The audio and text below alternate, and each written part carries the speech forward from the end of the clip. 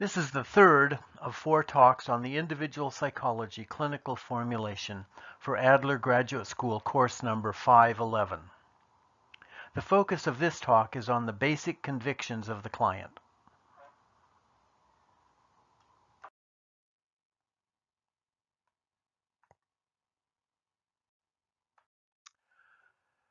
The material we have covered so far, the whole presenting problem section of the clinical formulation, is us as clinicians describing and interpreting the report of the client, the complaints they report, the onset and course of these complaints, and the level of functioning of the client.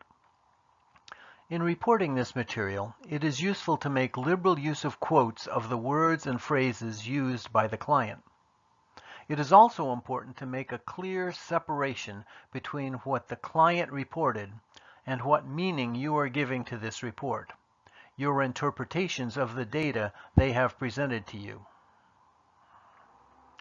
When we move to the basic convictions section of the clinical formulation, we are reporting what we believe the client is believing. We are seeing the world, as best we can, as the client sees it. We are making guesses about what they believe, presenting our hypotheses. In the individual psychology tradition, this is presented in the first person, in the client's voice. For example, I am weak, others are hurtful, and the world is dangerous. I am significant only when I am safe, therefore I socialize as little as possible.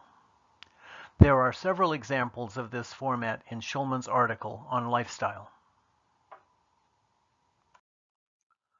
Carl Rogers used the term phenomenal field to describe a person's full range of experience.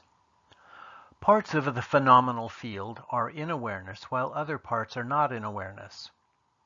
In our reporting of the basic convictions that we think are the foundation of the person's style of living, we must be clear to ourselves, to the client, and in our written report that these are our guesses, our hypotheses about the client. Schulman describes 3 aspects of the self-concept. He also places the image of the social world as one aspect of the world image, but I find it makes more sense to report it as a separate category. As I formulate these basic convictions, I am looking for congruent beliefs about self and about others. For example, if there is a belief about self of I am unlovable, I will look for data to support a congruent belief about others. Perhaps others are judgmental or others are rejecting. There may also be a corresponding belief about the world, such as the world is dangerous or the world is unpredictable. The beliefs about self, others, and the world fit together and are mutually reinforcing. They form the apperceptive schema, the lens through which the person experiences the world. Bob Powers and Jane Griffith include gender guiding lines in their version of the lifestyle summary, and I find it to be very useful in some cases.